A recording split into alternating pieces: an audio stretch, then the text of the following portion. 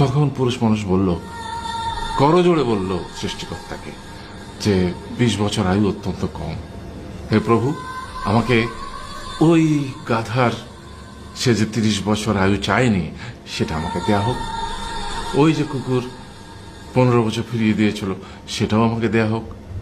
আর যে বানর 10 বছর নেয়নি, সেটা আমাকে দেয়া হোক।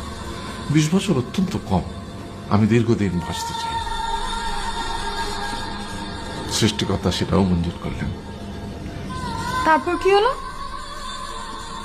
সেই থেকে ছেলেরা পুরুষ মানুষ হিসেবে বাঁচে 20 বছর, তারপরের 30 বছর সংসারের বোঝা পিঠে করে বয়ে বেড়ায়, সেটা কার মতো? গাধার মতো। তারপরের 15 বছর সে তার ছেলে মেয়েরা যা দেয় সেই রকম ঠিক কুকুরের মতো উচ্ছিষ্ট খেয়ে বাঁচে। আর তারপরে বৃদ্ধ বয়সে